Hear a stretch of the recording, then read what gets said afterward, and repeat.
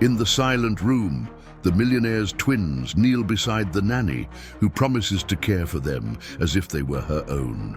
For the first time since their mother's death, the girls smile, and the emptiness of the house seems to fill with faith. But when the father enters and sees the scene, something inside him breaks. The man used to controlling everything feels the ground slip away. He doesn't know yet that innocent prayer will change not only his daughter's fate, but his own as well. Marcus Sterling, a man whose life was measured in fiscal quarters and the latest Nasdaq valuation, paused in the doorway. The world, for him, was a sequence of targets to be hit, a complex chessboard where affection was an inconvenient variable. That late afternoon, however, a scene disarmed all his defenses, leaving him a king in checkmate within his own castle. The apartment, a sprawling duplex with a panoramic view of the Manhattan skyline and the flowing asphalt ribbon of the FDR Drive, was the symbol of his success, a glass and steel monument to his ability to transform time into money. But here, in the high-ceilinged bedroom of his 7-year-old twin daughters, Lauren and Beatrice, time seemed to stand still. The two girls were kneeling on the plush carpet, their small hands joined with those of their nanny, Elena Sanchez. Before them, atop a lacquered dresser, a cheap plaster angel, likely bought at a flea market, seemed to bless them with its simplicity. The golden light of the New York City twilight filtered through the sheer linen curtains, wrapping the three figures in an almost sacred aura. The city roared outside, a symphony of honking horns and diesel engines, but inside that room, only a whisper was audible. It was Elena's voice, soft and steady, guiding the prayer, and that we find the courage to learn how to smile again. The phrase hit Marcus with the force of a punch to the gut. Learn how to smile again. It was a task he had delegated, outsourced like so many others. Following the loss of Caroline, his wife, 6 months ago, he had hired the best child psychologists, enrolled the girls in the most expensive activities, filling every minute of their schedules so grief wouldn't find space. He managed pain like he managed his stock portfolio, with cold logic and a focus on future profitability. He was making an investment in their well-being, building a secure emotional asset. Yet there she was, this young woman in her simple dress and serene demeanor, offering his daughters something no amount of capital could buy: presence. She wasn't optimizing time, she was filling it with meaning.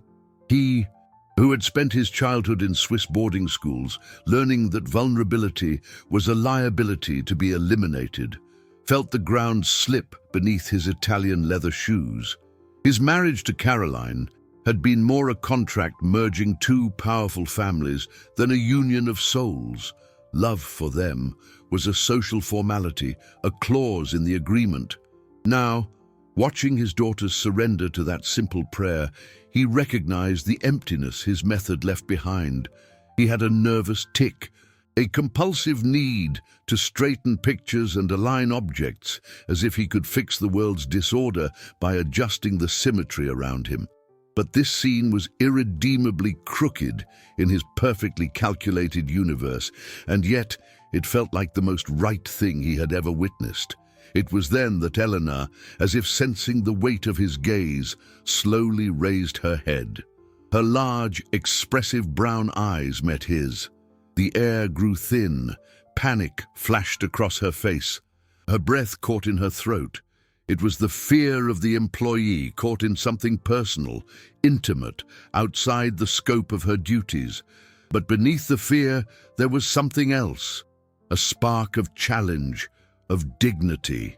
The silence that settled between them was louder than the entire city, a silence that frightened and, in a way he dared not admit, attracted him. Just then, Beatrice opened her eyes, saw her father in the doorway, and a pure, hopeful smile illuminated her face. "Daddy," she whispered, her voice carrying a happiness he couldn't remember having caused. "Did you come to pray with us?" The next morning dawned cold and grey, mirroring Marcus's state of mind. He had barely slept, the image of the whispered prayer haunting his rare hours of slumber. Punctuality was a pillar of his life, a dogma in his business, but for the first time in years, he deliberately delayed his own routine. He descended the marble stairs just as the scene repeated itself. Lauren and Beatrice, already in uniform, were again kneeling with Elena, her voice a balm in the stillness of the early morning.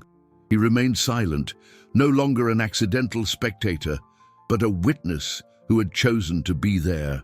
When the prayer ended, it was Lauren who saw him.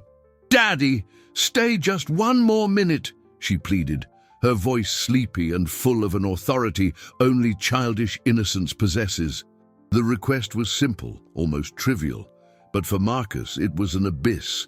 1 extra minute meant 1 less email, a postponed decision, a small fissure in his armor of efficiency. He looked at his wristwatch, a Swiss-made automaton of precision, and then at his daughter's pleading eyes, and then, against all his instincts, he yielded. "Just 1 minute," he said, his voice rougher than he intended. Elena rose quickly, her face flushed, trying to become invisible.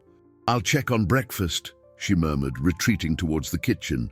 But the girls were faster. "No, Lena, eat with us," insisted Beatrice, grasping her hand. "Daddy, Lena can write?" Marcus found himself cornered by his daughter's irrefutable logic. He nodded, feeling like a stranger in his own home. The breakfast table, usually a space of functional silence, transformed into a stage for small intimacies. Elena, visibly constrained, tried to maintain a professional distance, serving the girls and preparing to leave, but their insistence made her perch on the edge of a chair. The aroma of hot, buttered toast and the strong, simple drip coffee that Eleanor preferred, and which the girls now adored, filled the air. It was a simple, outer boroughs aroma, a stark contrast to the imported artisan coffee beans Marcus consumed in his meetings. He watched in silence as Elena cut the girls' apples into star shapes, a detail he had never noticed. He saw the loving notes she tucked into their lunchboxes, with drawings and words of encouragement. He noticed how their uniforms were impeccably pressed, not with the anonymous efficiency of the dry cleaner, but with a care that could only come from hands that mattered. That week, the apartment, previously a transitional space between one commitment and the next, began to take on the contours of a home. The girls' giggles echoed through the hallways while Eleanor helped them comb their dolls' hair to the soundtrack of popular streaming melodramas. Marcus caught himself pausing to listen, a pang of something he couldn't name, tightening his chest. It was a cash flow of affection he didn't know how to account for. It was a kind of wealth not measured in gold or euros. The breaking point came on Friday. Marcus had arrived early, bringing the promise of a weekend in the country. He found the three of them on the living room rug, kneeling, laughing as they put together a jigsaw puzzle. It was the image of the purest, most unpretentious happiness. And that was the image Eleanor Vance, his former mother-in-law, found when she entered the apartment without warning, using the key she still kept. Elegant in a designer suit, her face a mask of coldness and disapproval. She paused and assessed the scene with contempt. Her icy eyes landed on Elena, then on her granddaughters, and finally on Marcus. "What is the meaning of this?" Her voice cut the air like a blade. "I don't pay a fortune for an employee to mix religion and work inside my family." The silence that followed was heavy, laden with veiled threat. Eleanor took a step forward, her gaze fixed on Marcus. "If this continues, I will activate my lawyers. I swear I will take my granddaughter's custody from you." Eleanor's threat hung in the air like a toxic cloud, suffocating the lightness that had settled in the apartment. Marcus felt his blood run cold. His daughter's custody was the only inheritance from his failed marriage he truly valued, the most precious asset in his personal empire. The idea of losing them to Eleanor's icy, controlling influence was a liability he couldn't afford. The girl's grandmother had always disapproved of the way he balanced fatherhood and business, seeing him as an absentee portfolio manager rather than a father. The scene of the prayer, distorted by her prejudiced view, was the perfect ammunition she needed.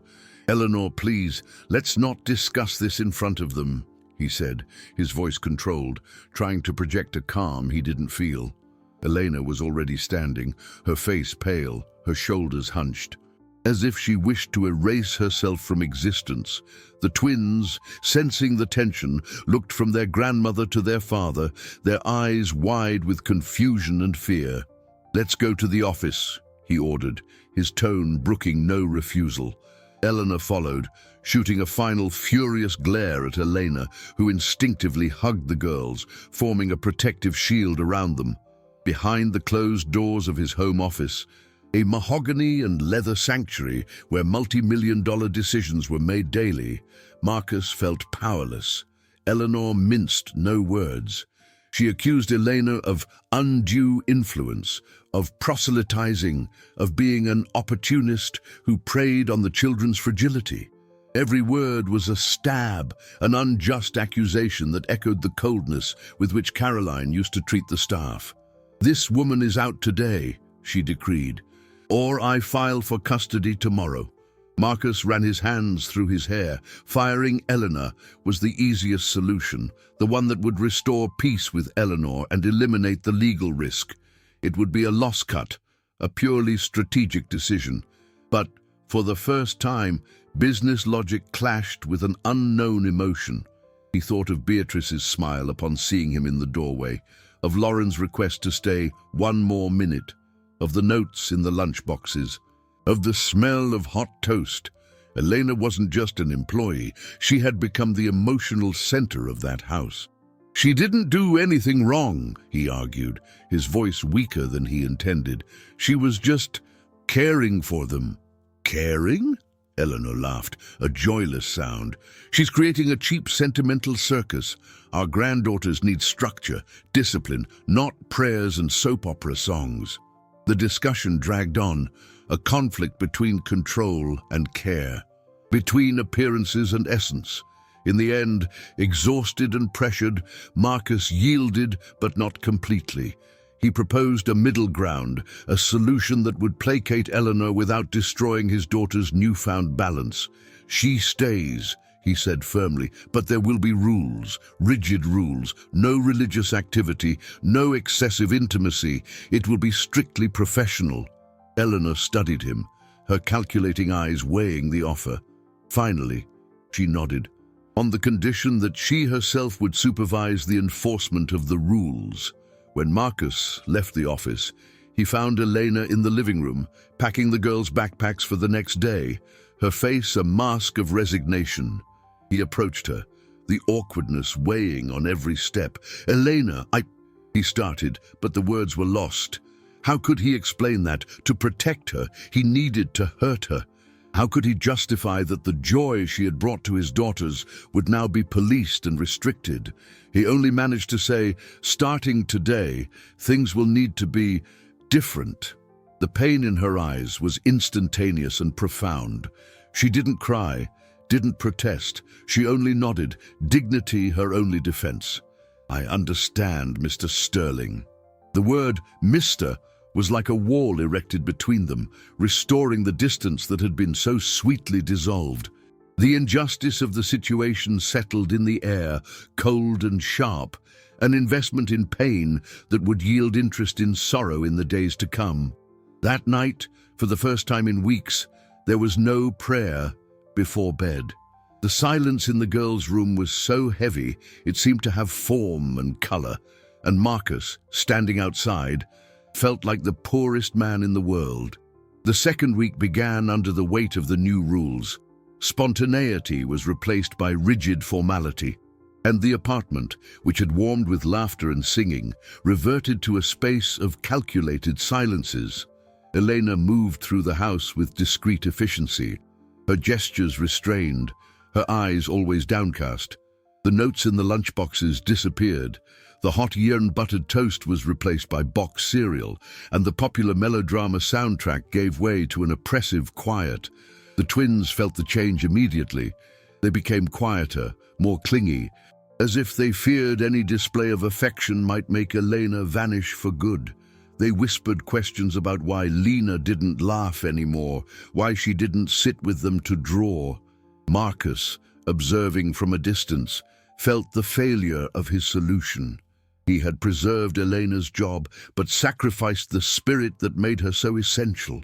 It was like keeping a valuable stock in the portfolio, but watching it lose all its market value. The situation consumed him, an emotional debt that grew daily. The height of the tension came with the invitation to the annual Metropolitan Club Charity Gala. It was a mandatory event for New York's elite, a stage to display wealth and influence under the pretense of philanthropy. Eleanor made a point of reminding him of her attendance, insinuating it would be a great opportunity to show everyone the family was structured and under control. Normally, Marcus would go alone or with a business associate, but this time, a bold, reckless idea formed in his mind. He needed someone to watch the girls during the event, and who better than Elena? It was the perfect excuse. He invited her, not as his partner, of course, but under the pretense that she should supervise the children discreetly, ensuring they behaved. Elena hesitated. The idea of entering that world of luxury and pretense terrified her. It was a strange, hostile environment where she would be judged by her clothes, her manners, her simple presence. "Mr. Sterling, I don't think that's appropriate," she began.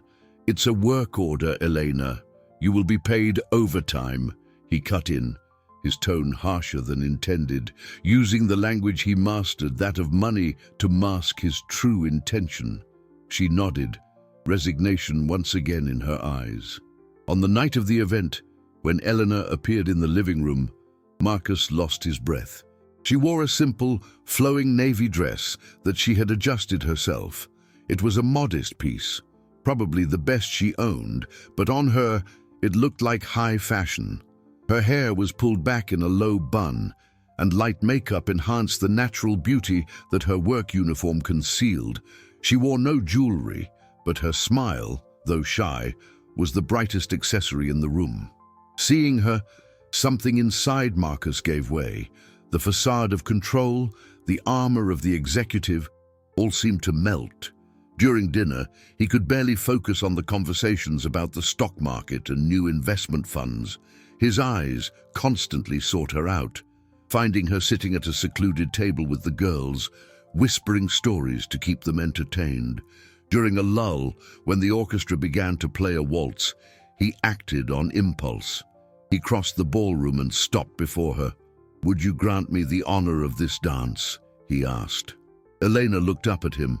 Startled, panic and desire fought in her eyes. "Sir, the contract, the rules," she whispered. "Forget the contract for a minute," he insisted, his voice low and urgent. But she shook her head. "I can't." The refusal was firm, a painful reminder of the chasm separating them. And then, as if fate wished to intervene, the ballroom lights flickered and went out. A sudden blackout plunged everything into darkness, followed by gasps of surprise. In the dark, guided only by sound, Marcus found her hand. Her skin was soft, warm. He held it tightly, a protective gesture. "Stay calm, I'm here," he said, his voice close to her ear. The twins, instead of being frightened, began to laugh. "It's an adventure," cried Lauren. "Daddy, hold Lena's hand really tight." They clung to both of them, forming a small circle of security in the midst of the chaos. When the emergency lights finally came on, illuminating the scene, a flash went off. An event photographer hired for the social coverage captured the moment, the billionaire, his daughters, and the nanny holding hands in the dark, an improvised portrait of a family that shouldn't exist. The next day, the photo was already circulating in the condo WhatsApp groups, accompanied by malicious captions and poisonous insinuations. The photo spread like wildfire. To Marcus's social circle, It was confirmation of a juicy scandal: the multimillionaire widower and the humble nanny. The malicious captions painted Eleanor as a social climber and Marcus as a vulnerable man, blinded by loneliness. The coincidence of the photographer in the exact location seemed to everyone like a setup, not an accident. The impact on business was immediate. On Monday, Marcus was called to an emergency meeting with his company's board. The air in the room was heavy. The directors' faces, normally subservient, now wore an accusatory severity. Marcus's image, which had always been synonymous with control and stability, was now associated with gossip and behavior deemed inappropriate. Reputation, they argued, was one of the company's most important assets. Shares could fluctuate, but market confidence was the true treasure, and it was at risk.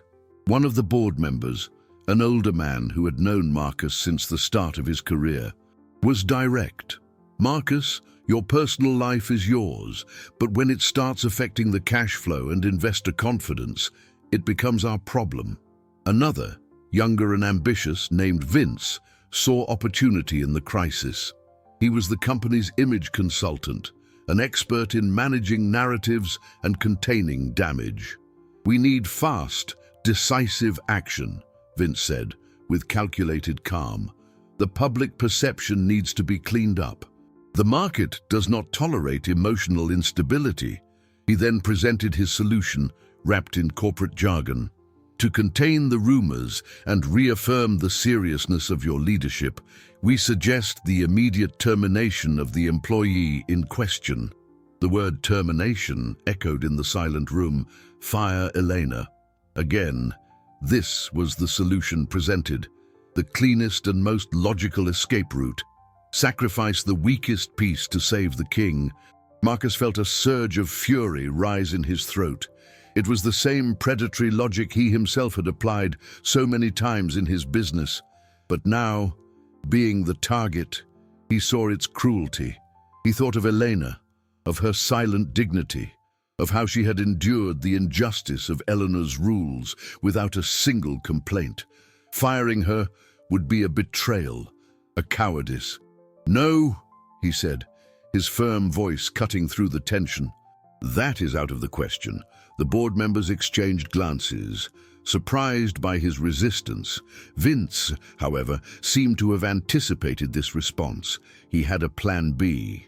"I understand your loyalty, Marcus. There is an alternative," he continued, opening a leather folder. "She can remain, but we need legal guarantees. An addendum to her contract, a behavioral and distance clause, with severe penalties for non-compliance." He pushed the document across the table. It was a cold, brutal piece of legal boilerplate. It prohibited Elena from having any contact with Marcus outside of strictly professional duties, from attending social events, from touching the children in an excessively affectionate manner. It was a document that transformed care into a list of prohibitions, affection into a contractual infraction. To yield to this seemed almost as bad as firing her, but the pressure was immense. The future of his empire, the wealth it would take him years to build, seemed to hinge on that signature. With the weight of the world on his shoulders, he agreed. That night, he called Elena to his office. He avoided looking into her eyes as he explained the situation, using words like formality, protection, and temporary. He presented the document as a bureaucratic necessity to calm the board. Elena listened in silence, her face impassive. She read every line of that absurd clause. Her eyes scanned the words that criminalized her affection, that measured her dedication in inches of distance. When she finished, she took the pen and signed, without a word. For her, losing that job meant jeopardizing her family's livelihood in the outer boroughs, her mother's health. The fear of being disposable was greater than the humiliation. She stood up and left the room. Marcus remained behind, the sound of the pen on the paper echoing in his mind. Later, in the service elevator, far from all eyes, Elena finally wept, a silent, bitter cry of someone cornered. That night, while putting away her bag, the paper fell out. The twins found it, its dignity torn. With the pure logic of children, they took adhesive tape and patched the pieces together, writing over it with a colored crayon, "Promise of care." When Marcus found the mended document the next morning, on his desk, the sight of that childish handwriting over the coldness of the legal language pushed him to the limit of his own cowardice. The paper, mended with adhesive tape and childish crayon, lay on Marcus's mahogany desk like a piece of subversive art. On one side, the cold, impersonal language of the corporate world. On the other, the purest declaration of love he had ever received. Promise of care. Those two words, written by the hand of one of his daughters, dismantled all the logic upon which he had built his empire. For days, he tried to focus on his work. The screens before him flashed with stock quotes, fund profitability, and the cash flow of his businesses. He analyzed spreadsheets of assets and liabilities, calculated interest and dividends, but his mind was elsewhere. The wealth he saw accumulated there, in digits and graphs, seemed empty, devoid of real value. What good was being a multimillionaire? Having a net worth that many countries would envy if he couldn't guarantee happiness within his own walls. The most important investment of his life, the well-being of his daughters, was showing a devastating emotional deficit, and the fault was entirely his. The atmosphere in the apartment had become suffocating. Dinners were funereal ceremonies. Elena moved with a contained grace, serving the food with an efficiency that bordered on automation, always head down, avoiding eye contact. The twins, previously chatty, ate in silence, pushing the food around their plates. Joy had been put under contract, and the result was this vacuum.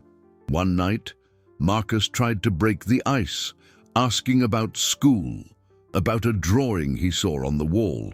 Lauren only shrugged, and Beatrice mumbled a monosyllabic answer. They looked at Elena, seeking a permission that didn't come, and Marcus's heart broke. He realized that, in trying to protect his world, he had allowed Eleanor's coldness and Vince's ambition to poison his home. They spoke of protecting his image, his assets, but they were destroying the only inheritance that truly mattered, his daughter's ability to love and trust. He felt cornered by the rumors, the expectations, the pressure of a world that only understood the language of money.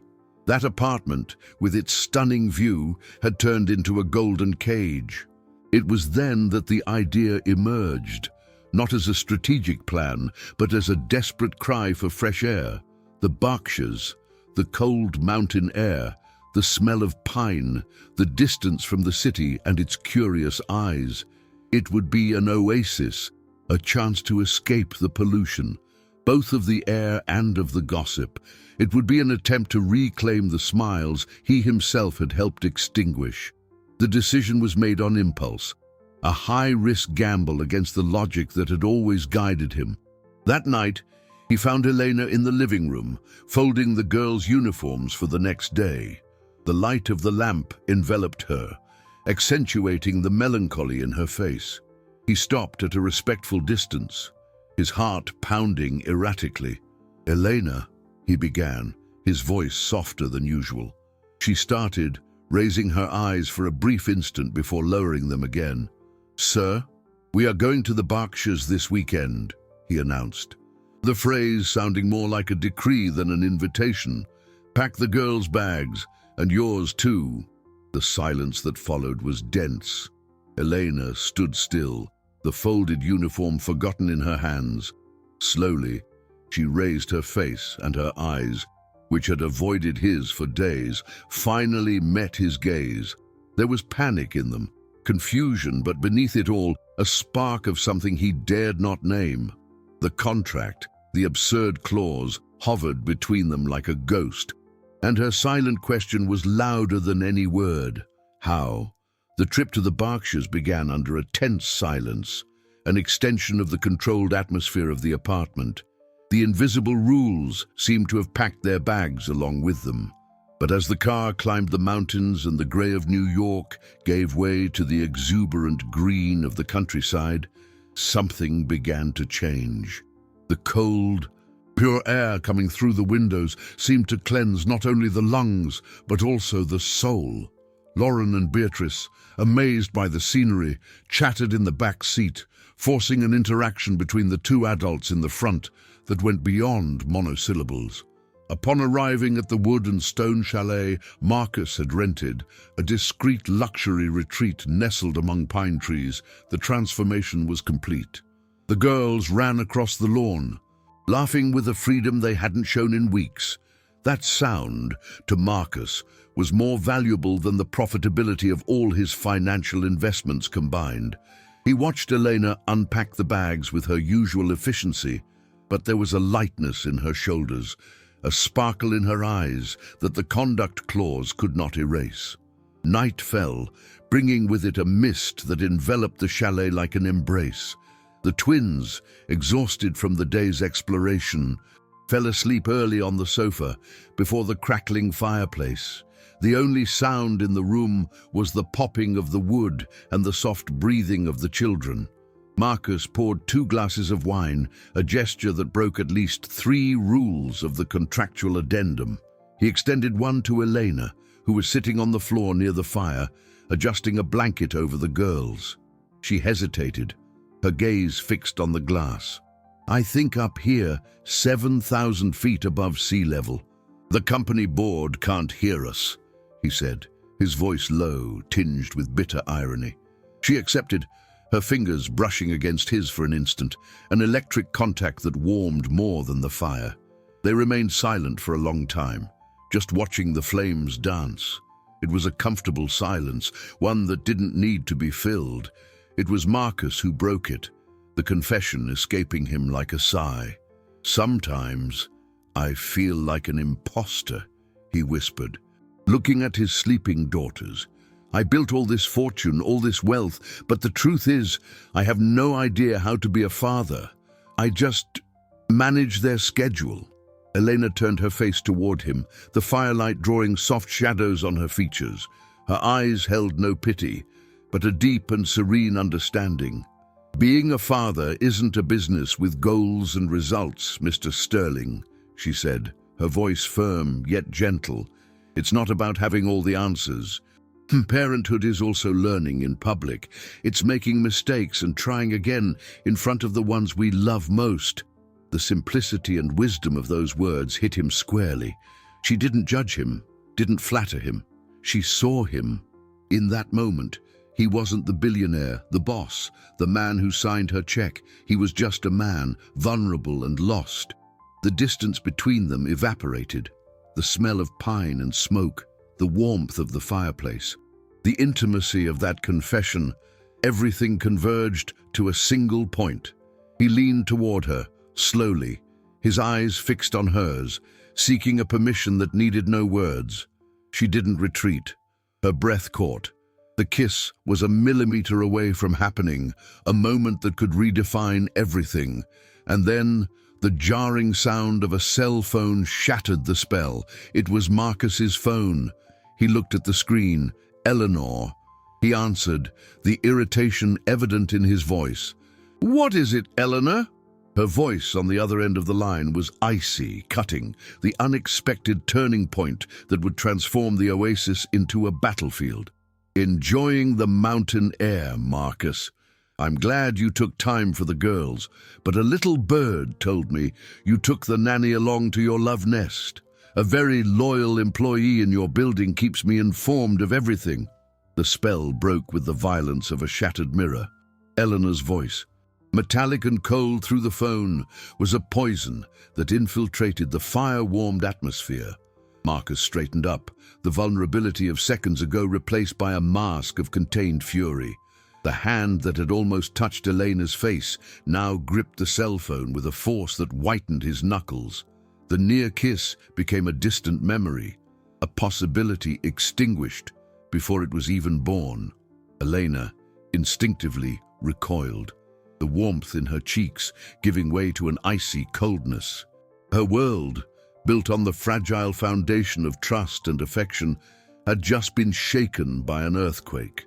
She stood up, the glass of wine forgotten on the side table, and began to adjust the blankets over the girls with an urgency that bordered on desperation, an immediate return to her role, her function, her only zone of safety. She was the nanny, just the nanny. Anything else was a dangerous illusion.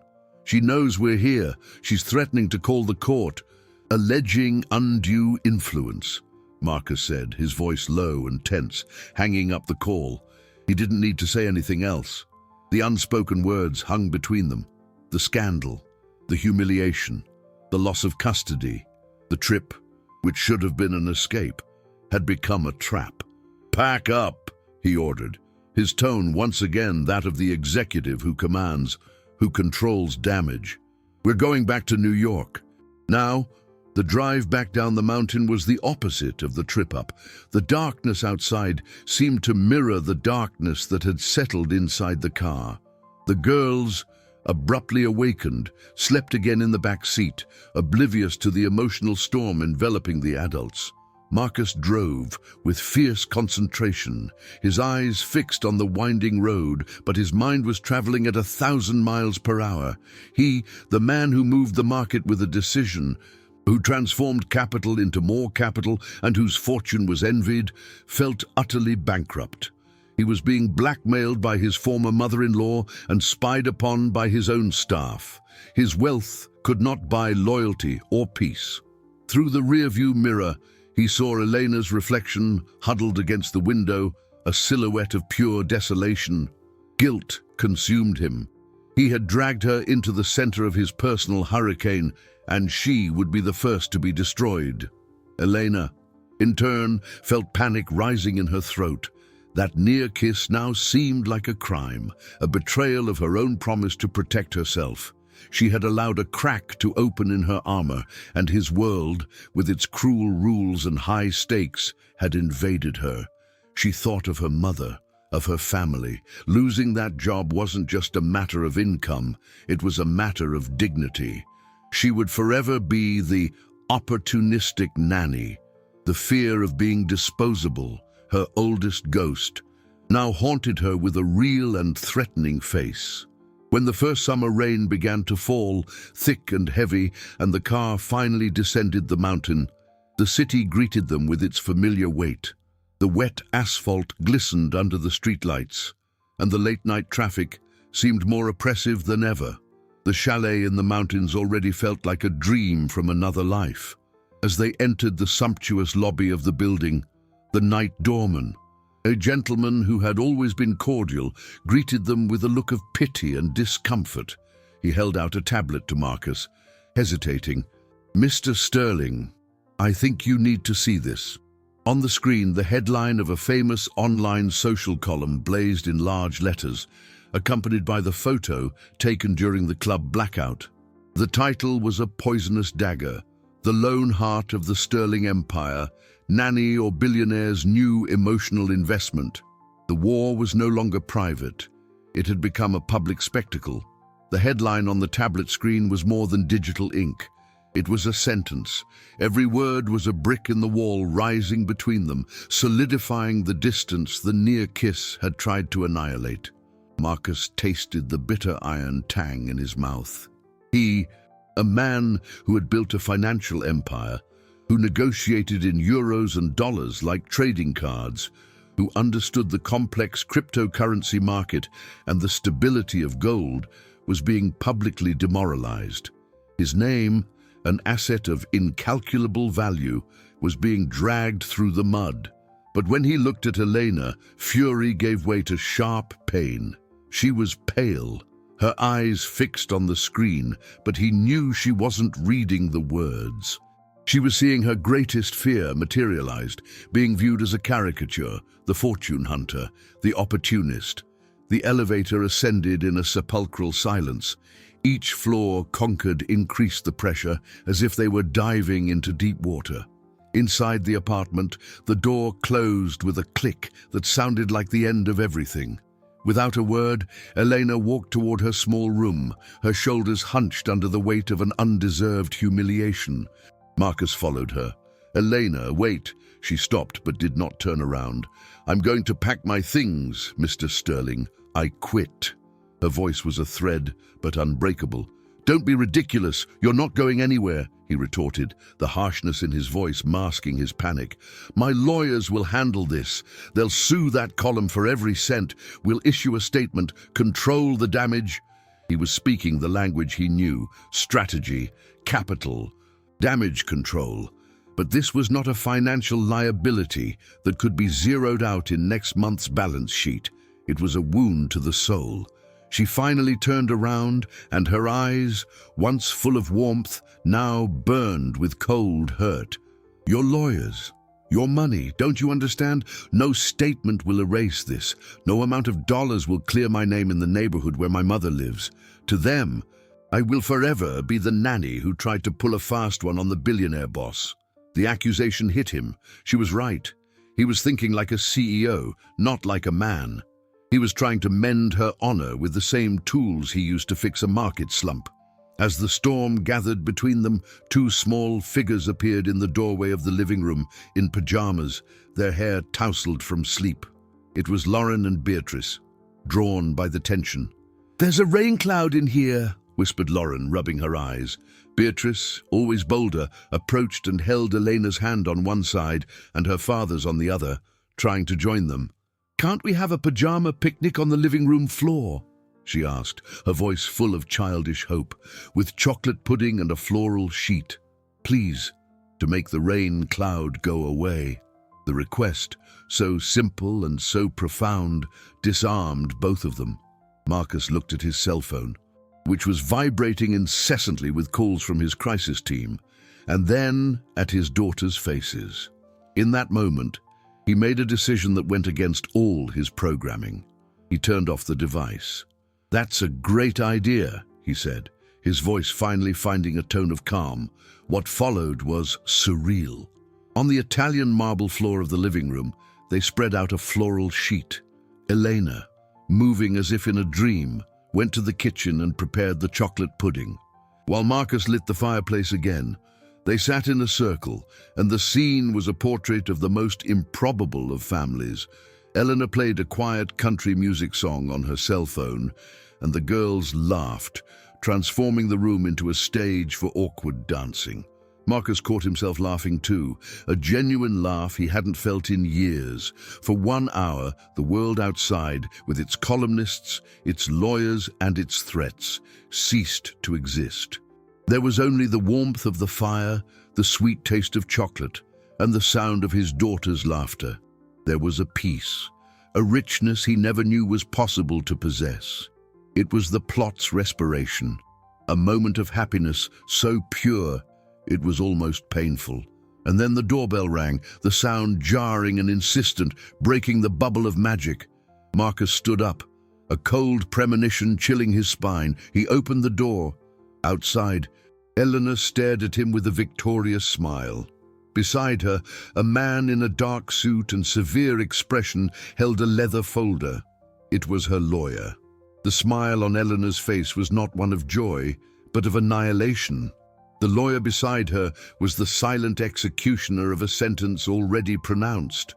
The warm, sweet air of the room, impregnated with chocolate and happiness, was instantly contaminated by a gust of cold, hostile air. The girls, who had been dancing seconds before, now huddled behind Marcus, their small bodies trembling. The floral sheet on the floor suddenly seemed ridiculous, a fragile attempt at normalcy in the middle of a war zone. "Are we interrupting something?" Eleanor asked, her voice dripping with venomous sarcasm. Marcus didn't answer. He just looked at the lawyer, a man whose impassive expression indicated he was there to carry out a job, devoid of any emotion.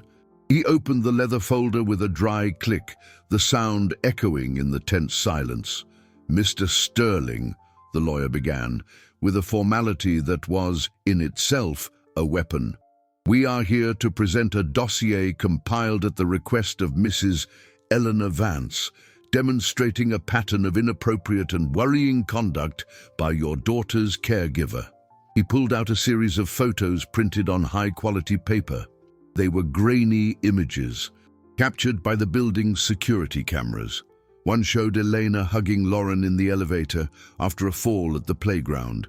Another showed her holding Beatrice's hand while waiting for the car in the garage. There was even a photo of her adjusting Marcus's uniform collar before he left for work, a maternal, innocent gesture that, under that accusatory light, became proof of undue intimacy. The dossier was a collection of moments of care, twisted and reframed as evidence of a sinister plan. Each photo was a stab, each caption, written in legal language, was an insult. Elena looked at the papers scattered on the coffee table, her face a mask of disbelief and pain. She did not cry. Her posture became rigid, her spine straight, as if dignity was the only armor she had left. "This is absurd," Marcus said, his voice a contained thunder. "This is an invasion of privacy. This is sick. This is proof." "Marcus," Eleanor countered, triumphant, "proof that this woman is manipulating your daughters, creating an emotional dependency to infiltrate our family and get her hands on your assets. It's the oldest tactic in the book." The mention of his assets, his fortune, lit the flame of fury in Marcus. He realized the web he was trapped in. Vince, the ambitious consultant, had fed Eleanor the images. Eleanor used the images to blackmail him. It was a corporate coup executed in his living room. The lawyer cleared his throat. "My client will file for emergency custody tomorrow, based on this documentation, unless the caregiver is immediately removed from her post and from the minor's presence." Checkmate. He looked at his daughters, their faces bathed in silent tears. He looked at Eleanor, humiliated and exposed. All his wealth, all the stocks on the market, all the gold stored in vaults could not protect them from that cruelty.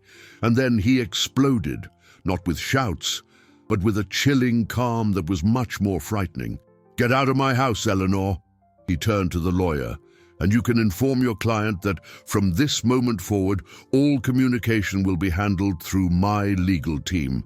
And also inform Vince, who provided you with these images, that he is terminated." Eleanor was shocked by the reaction, but Marcus was not finished. He confronted her, and for the first time, she saw in him not the son-in-law she could manipulate, but a man protecting his offspring. However, he knew her threat was real. The legal battle would be long and traumatic for the girls. To protect them, he needed to take the most painful measure of all. After Eleanor and her lawyer left, he turned to Elena, his heart in pieces. "Elena, I already understand," she interrupted him. Her voice firm, though her eyes were heavy with pain. She knelt down and hugged the girls tightly. "I love you both more than anything." Then she stood up and went to her room. Minutes later, she emerged with a light backpack on her back. She walked past him without looking at him and headed for the door. "I promise this is only for a short time," he whispered, his voice broken. "I'm going to fix this." She paused for a second, her hand on the doorknob, but did not turn around. The door opened and closed. The 6th week began with a silence that had weight and color. The apartment, once a home, had regressed to a set of luxurious, empty rooms, a mausoleum of recent memories. The girls' laughter had vanished, replaced by an apathy that frightened Marcus more than any drop in the stock market. He tried to fill the void. He bought the most expensive toys, scheduled outings, tried to make the hot, buttered toast they loved so much, but the result was a burned, soulless disaster. Elena's absence was a liability he didn't know how to cover. His net worth seemed like a joke in the face of his family's emotional bankruptcy. Desperate, he began the process of hiring a new caregiver. He interviewed candidates with impeccable resumes, bilingual educators, child psychologists. They were qualified professionals, efficient but cold. One of them, Seeing the deep sadness in the twins' eyes, commented that the children needed a more assertive routine restructuring. None of them asked what the girls liked to play. None of them managed to calm Lauren's low, constant crying, who now clung to a small plaster angel as if it were the last lifeline in an ocean of sadness. Meanwhile, in the outer boroughs, Elena felt the same emptiness, but in a different way.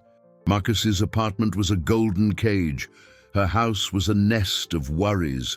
The gossip somehow had reached her neighborhood, and the neighbors' looks were a mix of pity and malicious curiosity.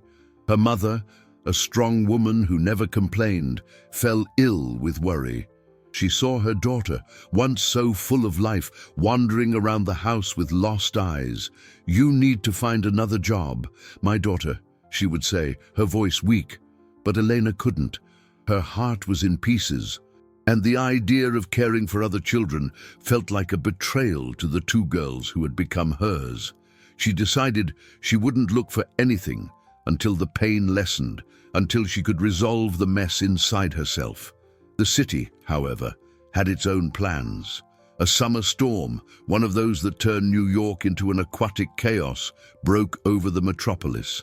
The news showed flooded streets, displaced families, and her neighborhood, as always, was one of the hardest hit areas.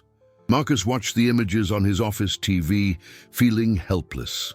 That's when a memory struck him. Elena always mentioned a community project in her neighborhood, a residents' association that mobilized to help neighbors in times of crisis.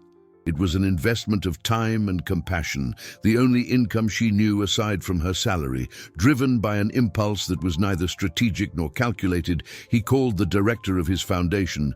"Prepare a donation of blankets, food, and water, the largest we can, and I'll deliver it myself." Hours later, his company van, loaded with supplies, navigated with difficulty through the flooded streets of the outer boroughs. The scene was one of devastation and solidarity, people helping each other, the strength of the community overcoming the fury of nature. Marcus got out of the vehicle, the rain soaking his expensive suit, and saw the center of the operation, a public school gym transformed into a shelter. And there, in the midst of the chaos, she was Elena, her hair pulled back in an improvised ponytail, her face wet with rain and sweat. She didn't look like a victim. She was in command. With impressive calm, she coordinated the distribution of donations, hugged a crying elderly woman, organized the children in a safe corner. The same ability with which she brought order and affection to his apartment was there, amplified, serving dozens of people. It was the same delicacy of the notes in the lunchboxes, now used to calm an entire community. There, watching her lead with a dignity that no humiliation could scratch, he understood. He didn't want a replacement. He didn't just want her back working for him. He wanted her in his life, not as an employee, but as the force of nature that she was. Their eyes met through the curtain of rain, and at that instant, amidst the chaos, the storm inside him finally began to calm. The return to the apartment was different. Marcus was no longer the man who had fled to the mountains, nor the CEO who returned defeated. The image of Elena, firm and dignified amidst the chaos, had performed a fundamental restructuring of his soul. He no longer felt the need to defend himself. He felt the urgency to fight. For the first time, his immense fortune was not a shield to hide behind, but a weapon he had finally learned to use for what was right. His first act was a demonstration of corporate strength. He summoned his digital security team and in less than an hour had confirmation of his suspicions, a trail of emails and phone records between Vince and a burner number, which in turn connected directly to Eleanor. The trap had been meticulously planned. Vince, hungry for power, provided the ammunition, the images and the suggestion of the clause, and Eleanor, driven by control and prejudice, set the trigger. But the true revelation, the one that sealed his fate and gave him final courage, came from an unexpected source. In the solitude of his office, seeking any trace of normalcy, he found a small digital voice recorder that the girls used to play reporter. It was on. He pressed play and heard the muffled sound of childish laughter, followed by the audio of his argument with Eleanor on the night Elena was forced out. And then, after a long silence, Beatrice's voice, a choked whisper, filled the room. "Daddy, promise," she said to the turned-off recorder, "promise we'll be a family that prays and plays again." That question was the purest dividend of all his life investment. It wasn't a request for toys or trips. It was a request for soul. The war was no longer about custody or public opinion. It was about honoring that promise. The next day, Marcus Sterling did something that shocked the financial market. He called a press conference. His company's board panicked, certain he would make a disastrous statement that would plummet stock values. Vince and Eleanor, each in their stronghold, watched with the certainty that they would witness his public surrender. But Marcus did not ascend the podium to defend himself. He ascended to confess. Before the cameras and microphones, he admitted his failures. He spoke about his daughter's loneliness, about his own inability to transform his vast wealth into happiness, and then he changed the course of the conversation. "For too long, my focus has been on accumulating capital, managing assets, increasing my family's net worth," he said, his voice firm and clear. "Today, I understand that the greatest asset I can leave my daughters is not in investment funds or in gold bars. It is in example.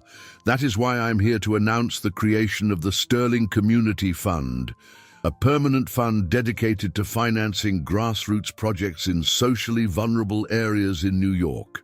The silence in the room was absolute, and then came the masterstroke. "This fund will not be managed by executives. It will be led by someone who taught me the true meaning of human ROI, someone I saw led with courage and compassion in the midst of a crisis. The inaugural director of this fund will be Ms. Elena Sanchez." He paused, looking directly at the main camera. "The respect and admiration I have for her have changed my life, and I hope the work she will do changes the lives of many others." The reaction was immediate. The board, which saw the world through spreadsheets, was furious. Eleanor, on the phone, screamed that he had just handed her the custody of the girls on a silver platter. But the public reaction, the one that truly mattered, turned in his favor. The story of the billionaire who learned to see humanity through the eyes of the nanny went viral. The country recognized the importance of care, of simple prayers, of dignity.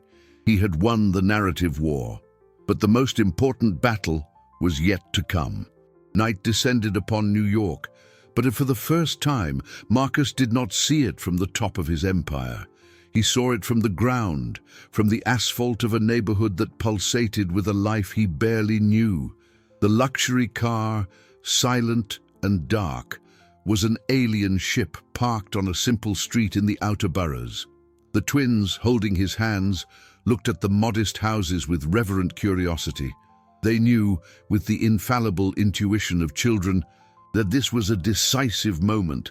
Elena's house was small, with a low iron gate and a hanging fern basket on the porch.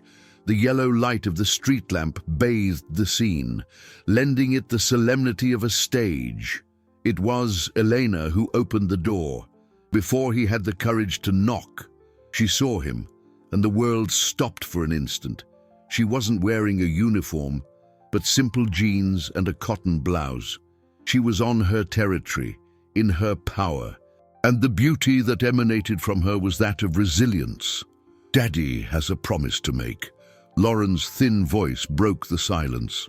Marcus knelt to be at his daughter's level, but his eyes were fixed on Elena's. "I spent my whole life building businesses, thinking about cash flow, about profitability. I thought protecting you meant ensuring the best inheritance, the best assets.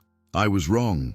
He stood up, walking slowly toward her, stopping at a respectful distance. "What happened? The humiliation, the pain, was my fault.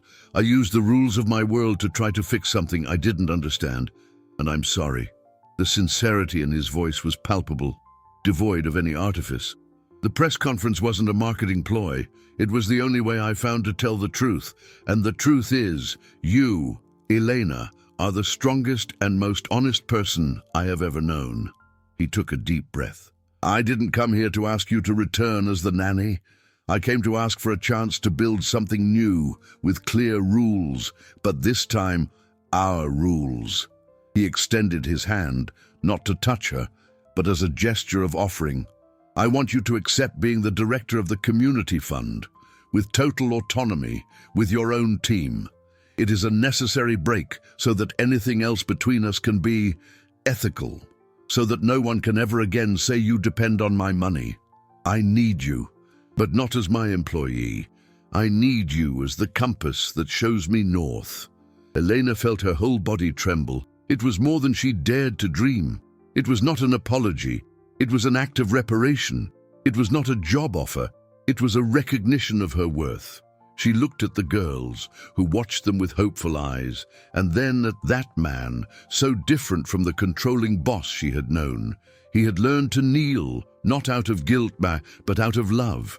She placed her hands over his. "I accept," she whispered, her voice choked, "with one condition, that everything be achieved gradually, in front of the girls. No empty promises, no shortcuts. One day at a time. One day at a time," he repeated, like a vow. In that moment, the twins ran, hugging the two of them and joining them in a tight circle. And then, spontaneously, Beatrice began to whisper the prayer that had started everything, "and that we never lack for each other." In another part of the city, days later, Eleanor Vance reluctantly visited the address of the new community fund. What she saw was not a charity office, but a vibrant center of activities. She saw children from different neighborhoods playing together, mothers learning a trade, elderly people receiving attention. It touched her in a way she didn't expect. That afternoon, in silence, she called her lawyer and, her voice weary, renounced all legal actions. The new balance was not born of a miracle, but was built with the cement of everyday life. The city continued its frantic pulse, from the hot rains of July to the cold winds of February, and their romance matured in this rhythm, between the extraordinary and the ordinary. Sunday mornings were no longer silent and methodical. Now, the apartment smelled of simple drip coffee and cornmeal cake, recipes Elena had brought from her mother. Marcus, the man who previously only knew how to operate imported espresso machines, learned to make hot, buttered toast, laughing at his own clumsy attempts under the amused gaze of his daughters. He had discovered a form of wealth that was not listed on any financial statement, the wealth of shared time, of small rituals that transform a house into a home. Every laugh from the girls was a dividend deposited directly into his soul, with an ROI that no treasury bond could offer. The journey had its cost, a necessary investment for happiness. Marcus, in fact, gave up $1 billion international contract that would require him to move to Europe. His partners called him crazy for refusing a fortune in euros, but he knew he had made the best deal of his life. He traded volatile capital for the priceless inheritance of presence. Elena, in turn, learned to navigate the waters of public exposure. She faced the criticism and curious glances with the same dignity with which she had faced the storm, becoming an unexpected symbol of strength and integrity. The bridge between the two worlds was built with the planks of mutual respect. Meetings about the cash flow and assets of the social fund took place at the dining table, where Eleanor presented her projects with the competence of a natural executive. And coffees at the corner bakery became the refuge where they could be just a couple, discussing the future and their daughter's dreams. One afternoon, Marcus was in his office, the computer screen displaying complex graphs about the stock market and the volatile quotation of some promising cryptocurrency. For a moment, the old instinct spoke, the adrenaline of negotiation, the hunt for another profit. But then, He heard the sound of Eleanor's laughter coming from the living room, mixed with the music of a cartoon. He looked at the numbers, at the dollar signs, at the immense wealth they represented, and felt only a distant echo of who he used to be. His true net worth was no longer there. It was in the next room. He closed the laptop. The tick of straightening crooked pictures had disappeared because he finally understood that life was not made of straight lines. Perfection was not in symmetry, but in the beauty of an awkward hug, a whispered prayer, a promise of care mended with adhesive tape. The final scene of his transformation was neither public nor grand. It was silent and definitive. Leaving a tense board meeting, he looked at his watch and saw that it was almost time. He declined an invitation to a business lunch, saying he had an urgent commitment. Minutes later, he parked his car and crossed the street. Entering a modest neighborhood bookstore, inside, amidst the smell of paper and imagination, Elena was reading a story to Lauren and Beatrice, sitting on the floor with them. She looked up and smiled when she saw him. That smile was his safe harbor. Their story wasn't easy, it wasn't fast, and that's why it was true. The millionaire learned to kneel, not out of guilt, but out of a deep and overwhelming gratitude. And the nanny, who always feared being disposable, discovered that love did not make her vulnerable, but indispensable, precisely because she knew how to care for everything that money could never buy.